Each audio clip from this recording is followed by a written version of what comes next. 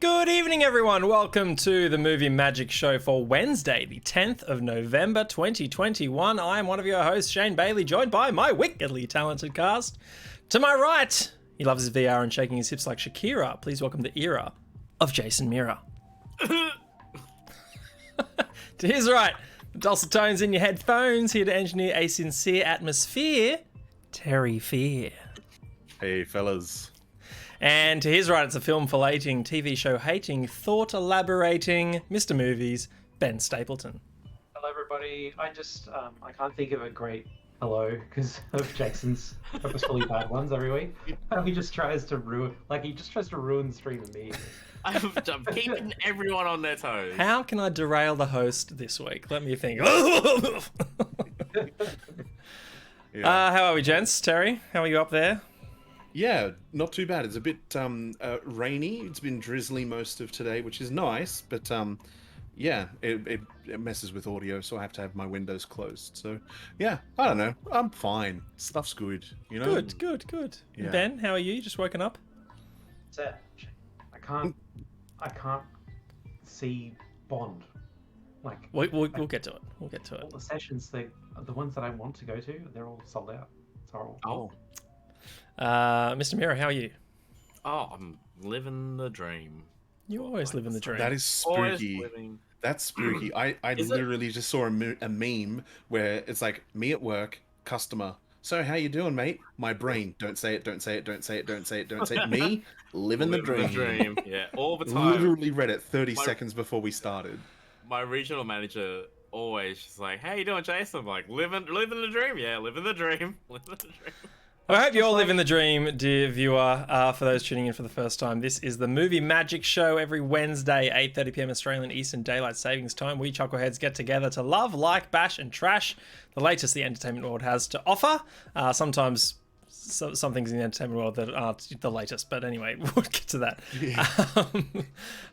can catch us live here on twitch.tv/magic_cast. You can also catch all our past episodes on my YouTube channel. Just search Magic Casts, one word, on YouTube. Follow us on Twitter as well, at Movie Magic Show. We'll tell you when we're going live, as well as which films we'll be reviewing. Speaking of films we'll be reviewing, this week, we shall be reviewing The Dressmaker, starring Kate Winslett.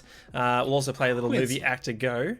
And after that, Eternals, the 26th MCU film, just right off the back of our review of Shang-Chi last week. We dive right into another one. Before we get to those, though, we need to set up our end games. These are games we like to play at the end of the show. First among them are our movie quotes. We're going to give you 2 quotes. You need to guess which films they're from. I'm going to the era of Jason Mira for movie quote number 1. Okay, so apparently this is an easy one when I revealed it to our host Shane. So I'm gonna go. I'm sorry, that last hand nearly killed me.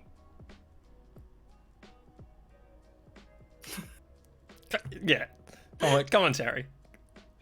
This is I Am Your Father easy.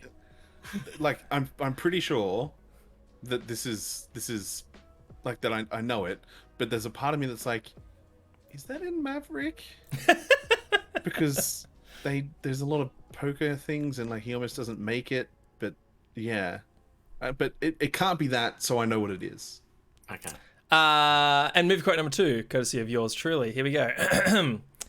Why do people like you who were adopted feel like they were rejected instead of selected? Ben knows it. I know this quote. I don't know this one. If you don't, you should. I've definitely seen this. Yeah, I've definitely seen it, Terry. Yes, correct. Yeah. Have I seen this? If you haven't, we are fixing that very soon. Let's say that much. Okay. This one is on my must rewatch all the time list. Like I watch this 3 times a year. 3 times a Okay, year. so this is Jack Reacher. Or Knives Out. You said Jack Reacher. Now we have to watch it again after the Oh, episode. Unbelievable. Anyway, those are going to scroll by in the ticker on the bottom of the screen, viewers. If you know which films they're from, let us know in Twitch chat. And the other game we like to play is 6 Degrees. We're going to give you 2 actors. You need to try and link them via films they've starred alongside other actors in. I'm going to the dulcet tones of Terry Fear for this one. We have. This is actually courtesy of my other equally valuable, some say better, I agree, half, Jen. Some she- say, including myself. Yeah. Well, I don't say it, but I agree to it when others say it. It's Anyway, she's fantastic. Best lady I know. She gave me these two actors. She went Tina Fey and then said Christopher Plummer. And so we're going to go from Tina Fey. So we're going to go from Steve Carell to Tom Hanks. No.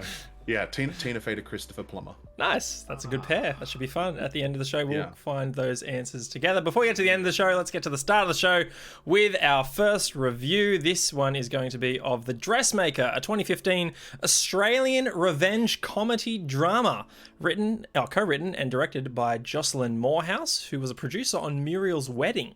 It's based on the 2000 novel of the same name by Rosalie Ham. Set in 1926 in the fictitious Australian outback town of Dungatar, it stars Kate Winslett as a femme fatale in the title role of the dressmaker Myrtle Tilly Dunnage, who returns to a small Australian town to take care of her ailing, mentally unstable mother. The film explores themes of revenge and creativity and was described by Moorhouse as, quote, Clint Eastwood's Unforgiven with a sewing machine, end quote. It also stars Aussie heavy hitters Judy Davis, Liam Hemsworth, Hugo Weaving, Rebecca Gibney, Shane Jacobson, and Shane Bourne. The film is certainly more favoured by consumers than critics, with an IMDb rating of 7.1 compared to a Metascore of 47. Gentlemen, take a stab at the Rotten Tomatoes. I'm gonna go solid 50. Alright, so critics didn't like it? I don't know why. Yeah, that's a quandary. Let's say 55. I'd be upset if it were less than 80. I'm upset that it's but I'm trying to get it right. 58%. So close. Rotten I almost said Tomatoes. +or-3. I almost said +or-3. You won by Price is Right rules. I did. There you go. That's a shame. That's a shame. Anyway, 3 out of 4 of us have seen this one. Ben, I believe you had seen this at cinematic release. Is that correct? Way back in 2015. Yeah, this was one of those ones where I just stumbled in, having no idea what it was at all, except that Kate Winslet was in it. Like, I saw the title and saw the poster, and I'm like, That one. I like to imagine You have my dollars. stumbling into a cinema. Going, Just kind of like Kramer bursting through a door, but he's like cinema. I'm like tying my shoe, and then like I just like get started. I just like the old guy in the movie. Yeah, There he's you like, I go. can't stop. Yeah, Mr. Movies, I'm going to my go to you favourite. first. You are pushing us to watch this one. For those who haven't seen it, it is available on Stan, so you can catch it if you are a subscriber to that. Mr. Stapleton, what are your thoughts on The Dressmaker? Who hadn't seen it? Who's not? Was Jason, right? Jason. Yep. Mr. Miro. I feel like I've looked at the book on the shelf at work too many times that I've basically read it. I think I like our recommendations relationship, Jason. You recommend something to me, and I watch it and hate it, and I recommend something to you, and you just like refuse. Honestly, to try it. I honestly did not have the time to watch it. I'll say like, you have to see this. You have to see this. It's so great, and you're like, challenge accepted. I would never watch this movie. You will not even be able to present it to my corpse. I'll find a way around that as well. But yeah, it's good. Nice. I will get around to it. I just honestly ran out of time this week. Okay. Well, try not to spoil it too much. It's fine. You can spoil it. I don't know. It feels to me like I watched The Dry. Have you guys seen The Dry? It's not. No, I've been meaning to read the book. So yeah, it's another Australian movie based on a really great book, and it's like this. Something happened in this guy's childhood that was so, like, it wasn't just like life defining for him. It was like defining for the lives of the whole town, and it was like this mysterious death has happened, and he's repressed it or something. And yeah, so that's The Dry, and it's a really great movie. And this is just like that. I didn't know that at the time because I saw The Dry recently. It only just came out like this year, I think. Early this year, yeah. And but this one came out in 2015, and it's very similar. There's this town that kind of like the whole identity of the town and all of the only like a dozen people that live there seem to just revolve around this one huge moment that happened some 20 years ago or something like that. So there's that, which is kind of like the big well, yeah, that one's the big, I don't know, you know, like real people don't have that kind of thing. Maybe some people do, but then again, maybe this is how small towns work. Really small Australian regional towns sometimes have this happen. Everybody knows everybody. There's gossip, and 5 seconds after something happens, everybody knows, and like sides are taken. So if there's an argument, sides are taken from people that weren't even there when the argument took place. So that was like the one part where I was just constantly that was the one gritty part of it I couldn't swallow, where I was just constantly throughout this movie, it's like, why is everyone's character, everyone's arc and motivation, the whole town's existence seems to just have sprung from this one seed of this horrible event that happened where some kid died or whatever, like ages ago. Like surely like a horrible thing, but other things must have happened. But no, it's like everything just comes from that thing. And the other thing is apparently Kate Winslet and Liam Hemsworth are supposed to be around the same age. No! They are supposed to be some sort of chronological similarity is supposed to happen there, where you try for the longest time to say they're like childhood friends, you know, and she's come back to the town and everyone's like, "Ooh, Tilly's back" or whatever, and you think maybe when she left at whatever 10 or whatever, he was 1 or something, and somehow still remembers her. I just keep thinking that's the case, but they just keep giving you more reasons that it can't have been. Like they say like, "Remember we were both 5" or something. You know, lines that mean they're so similar age. They so cannot be. It's really funny.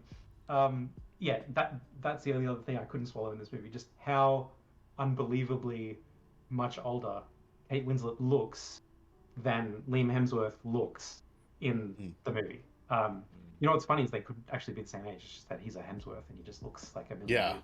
This is true. Yeah, there is a 15-year difference between the two. Wow. Yeah. Okay. So Kate Winslet looks very good. Honestly, I would have liked to have seen just a gag around it, like the fact that they are it's clearly not true, but we're going to act like it is, and we're also going to act like nobody notices, or something like that. Like put it on its nose.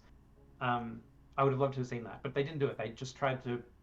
They didn't address it. Dance around the casting and like, we tried to get the older Hemsworth. He said no, so we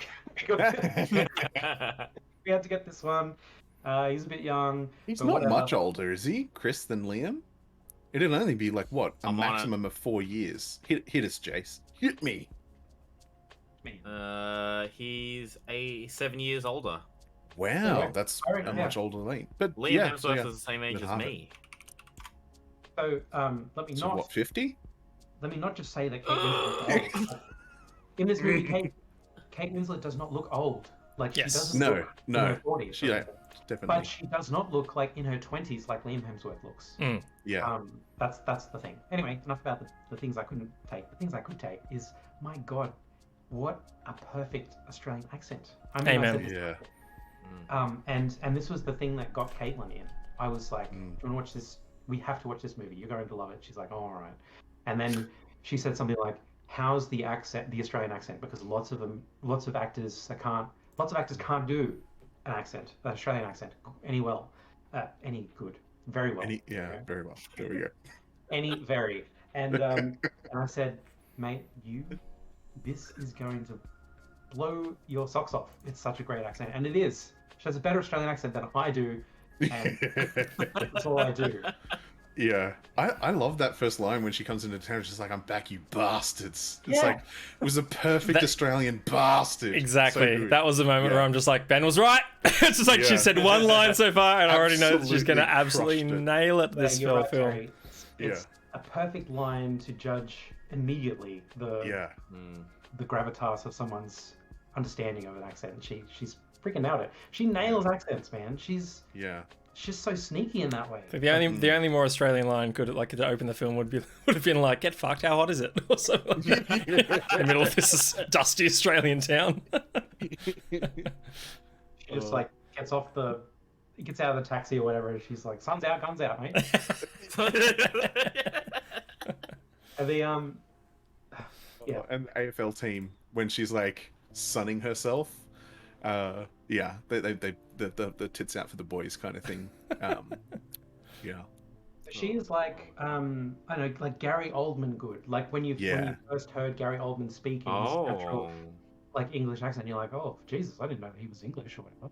And like there's a bunch of them like that, a bunch of these English guys that do American accents so good that you think they were American until they're talking, and you're like, why are they in character? And then you realize like, oh, they were born in this way. Yeah, they were born that way. They were born speaking the King's English. The King's English. Kings. I'll go out speaking the Kings or Queens? I can't remember. Yeah, the Kings. Kings. Something that just a piece of trivia about Gary Oldman.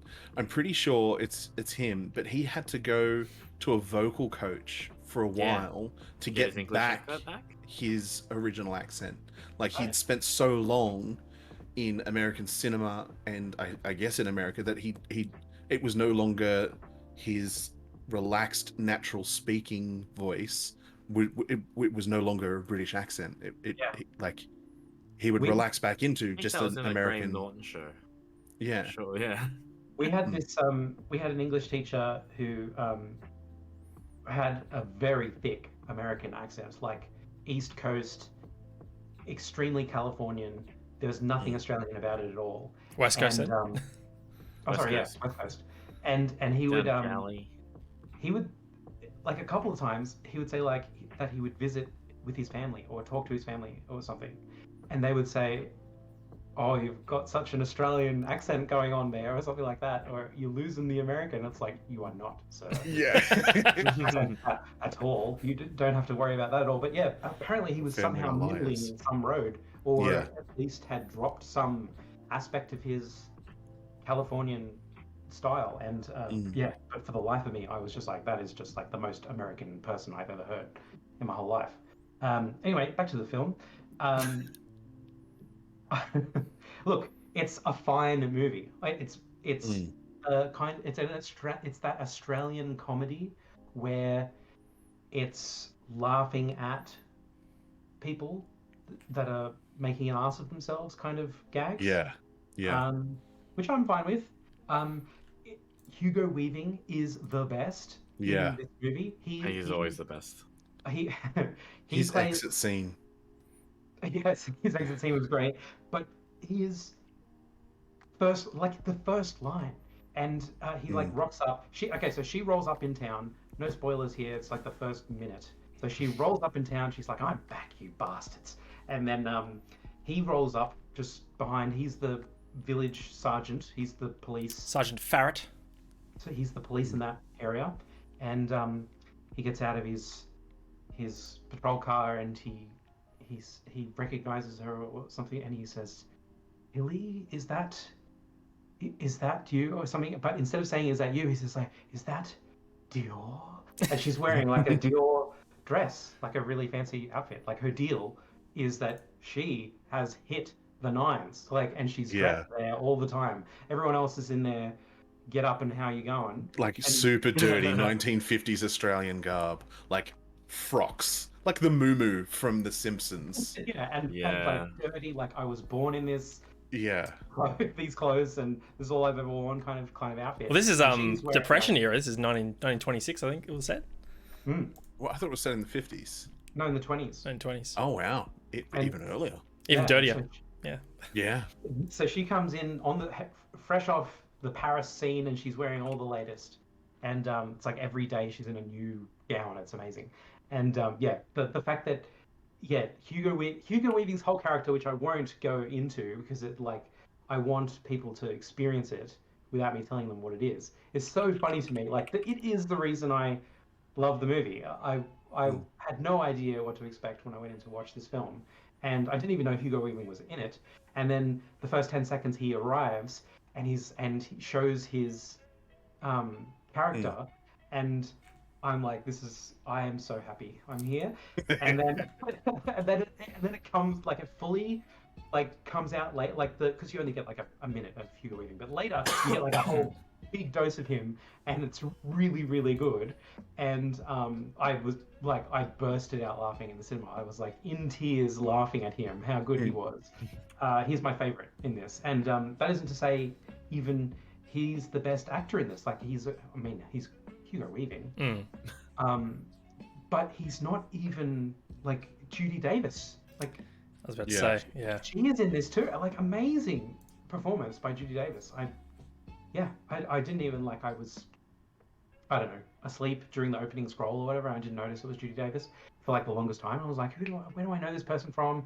And then I recognized, I can't remember from what, like she said something. I'm like, oh, because I know her stand up or something. And I'm like, that's Judy Davis. This is freaking amazing how she's going toe to toe with these heavy hitters, and knocking it out of the park, like absolutely knocking it out of the park. Anyway, I want to leave some more space for you guys, but yeah, tons to love in this one. I really enjoy it. And I've now watched it maybe 3 or 4 times.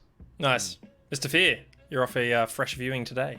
Yeah, watched it today. Really thoroughly enjoyed it. I've had like a stigma against Australian cinema for a while because like we don't have the best track record for like movies produced with Australian actors in Australia and stuff like that. Some are great, obviously, but they're the ones that don't really. But I'll stay on topic. This is probably one of my favorite Australian black comedies. Like it is definitely laughing at the silliness and stupidity of Australian characters, and the misfortune of others, but it's done in such a clever way. I like the way that this film is stitched together, pun intended. Yes. I love Kate Winslet's whole bit, the whole thing. I'm 100% there for it. The relationship that kind of unfolds with her mum, I'm like on board for that. It's like a little bit crazy. Like she comes home and like I was expecting tragedy when she's like, mum, because like the house it looks like it's not been lived in by anything other than creatures for many years. But there her mum is in utter filth, and stuff like that. Gets her clean, gives her a bath, all that sort of stuff. I don't know. I'm just super conscious of the fact that Jason hasn't watched it, and I don't like. I know you've said that you don't want us to spoil, but I love, to Ben's point, where she's always dressed to the nines. She's so prepared and has so many outfits. She goes to this AFL match, is super distracting because she's in this form-fitting red dress, just like fabulous. By AFL match, you mean like the local team is playing the next town team? Yeah, the next town team. Yeah, it's Chittaway Bay versus Chittaway Point. It's exactly. It's and they're playing in the dirt down the road, and it's like everyone who is in the town is there, and there's like there's like a dozen, 2 dozen people tops, a handful of cars, but she's like on this like banana chair thing, and distracting all of the male players that are from the town that she's from, and then she's like agrees that she'll, she's like, are you leaving? And she's like, no, I'm getting changed, and like then she gets changed into this like devastatingly gorgeous black dress with like a mink fur like shoulder throw thing over shawl over the top of it with like elbow length black silk satin glove things, and the teams have switched sides, so now she's distracting the away team, and she's like literally strip teasing at the edge of the field. Like she like puts the shawl off, and it's like a strapless dress, so it's just straight across her boobs, and like they're pushed up, and then she like slowly takes off each glove, and everyone's falling over themselves on the field. It's fantastic. But I love that she had those 2 dresses ready to go, loaded for bear. Like, she doesn't go anywhere without a backup dress, and I kind of loved that. And I found it really interesting how the character shaped the town around her skill set. Like, she'd been steeped in dressmaking and fashion and stuff like that for so long. As Ben said, she was like fresh off the Paris scene, and she was like importing fabrics and things. But she like takes the local grocer's daughter, who's an absolute slapper, and like physically awkward, looks dirty, is like feels self-conscious, and convinces her to come and let her make a dress for her for this upcoming town dance or something like that. And it's one of the most drastic transformations I've seen from what the girl looked like before to what she looked like afterwards. It's like a Beauty and the Beast kind of thing. Oh, where 100%. She was one character and then she became the other. Yeah, exactly. Very like polar opposite ends of the spectrum, for like physical appearance. I love how she used the I can't remember who or where I've heard this quote, but like the suit is like it's a suit of armor. Like the dresses that you wear or the suits that you put on, it's like a type of armor that make you feel more like confident and things like that. And she's using that to shape that this town with that ability, to kind of then pull the rug out from under them at the same time. It was an interesting transformation. And like when that lady who was meant to be the competing dressmaker comes into town and she sees all of them swanning around this like podunk, like tin walls and tin roof town, like ramshackle, like backwater nowhere, and like all of these women are just traipsing around the town in like these like chiffon silk with like pleated sleeves and things, like the there's like the golden fleece petrol thing that the mother of the girl is just talking about. She's up changing the light globe and she's in like a gown as well, like the whole town. Melbourne Cup to me. Yeah, exactly, but she's just doing chores dressed like this. And I'm like, and this lady that's coming into town who's dressed okay, like she's dressed fine, certainly way fancier than anyone was before Kate Winslet's character comes in, and she's just like, I don't understand what's going on here. Like on her face she's just like, what? And then you find out she's a competing dressmaker, and the dress that she makes for the grocer's daughter is hideous. It's so disgusting that she literally jumps out of a window and runs up the dirt, this dirt hill to Kate Winslet's place, and is like, save me from this disaster that the lady wants me to get married in. And it's yeah, I don't know. I enjoyed the whole film, kind of start to finish.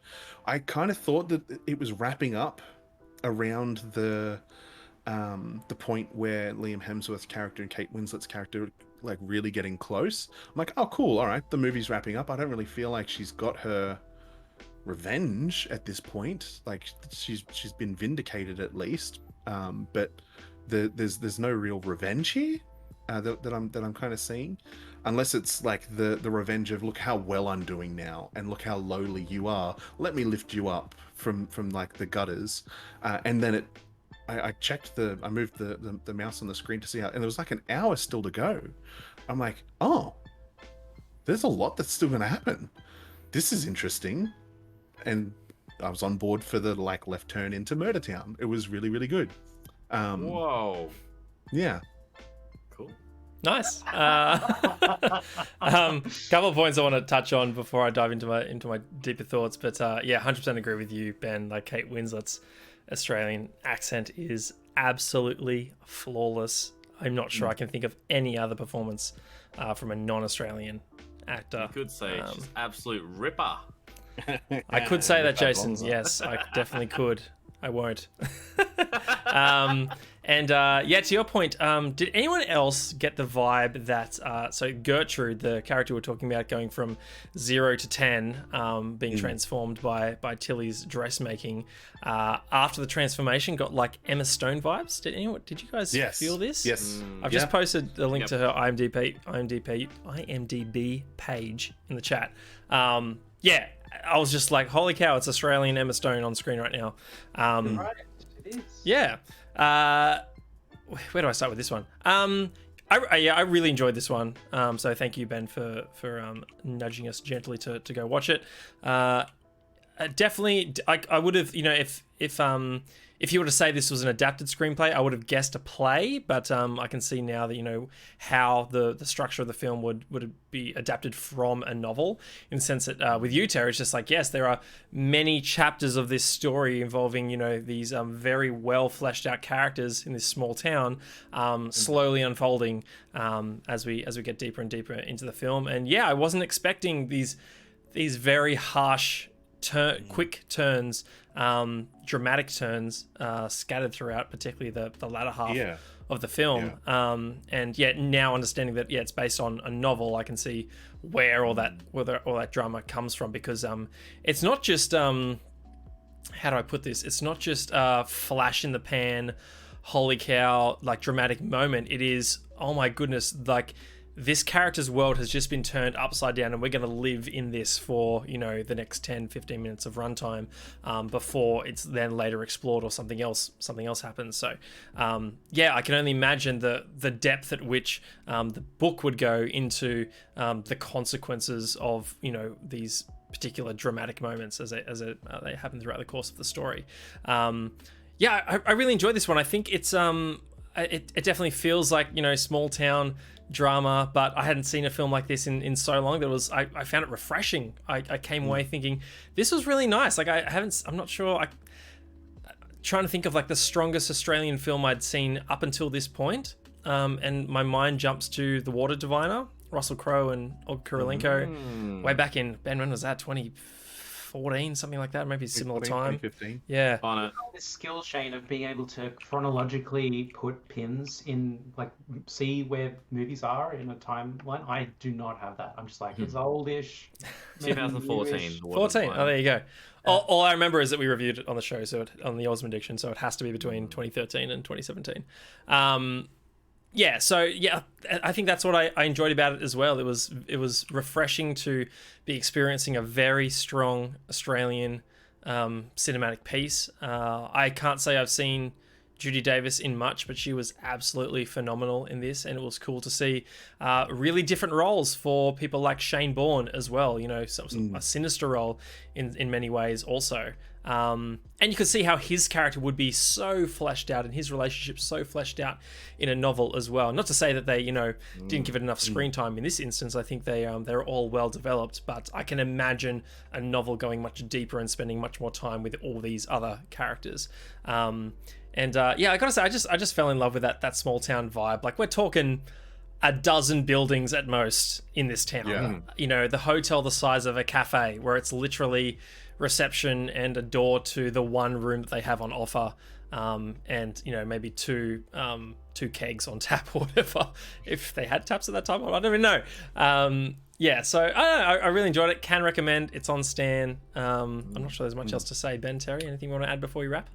Yeah, Shane, were you taking notes? How smooth Liam Hemsworth was. Oh, yeah. Like the game that he put on.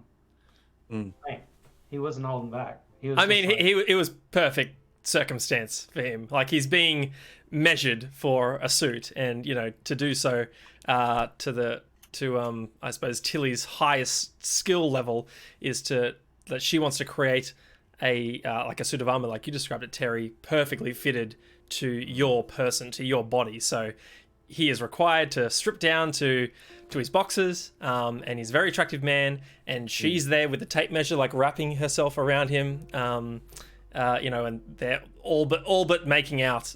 So I feel like it's a easy sort of circumstance to find himself in there. But I will agree, like the lines he was using, Yeah. I would have melted. I would have melted. Yeah. He's saying, I don't know if he says this, but he's saying stuff like, so when's the wedding? You know, you're like, shit like that. Like, he's already made the assumption that shit's gonna happen, and he's just like, hey, you know. It's kind of it was a bit high rolly, but, you know, he's a Hemsworth. He's allowed to. Exactly. I want to quote the way back. After a line like that, I would have been on my back. Oh, that's right. I do. Bloody who says Alison Janey's character says Alison that. Janey's character. Yeah. I will say, just to disagree slightly with you, Shane. She didn't want to see him shirtless in that scene. Right. And her mother was like, "You made everybody else do that," and I kind of took away from that an aspect of what she was trying to do was to embarrass the people that she was making the dresses for by making them completely undress and bare themselves and be vulnerable, and that was like a power thing, and she didn't want to exert that over his character. I might be reading into it too much. Maybe a little, but I mean, the main reasoning behind that was she's cursed and she can't. She thinks she's cursed or whatever. She can't have. Yeah, so she doesn't want to pursue a relationship. Yeah, and she wants to put herself in Yeah. a position where she'd be tempted, you know, against her better judgment, which is that's what I took away from it. It's like, no, please don't take your shirt off, you very, very handsome, attractive man. I don't want to see your glistening, amazing body. Glistening, and it was for some strange reason. Well, he's working. He's out there. He's lugging shit. Yeah.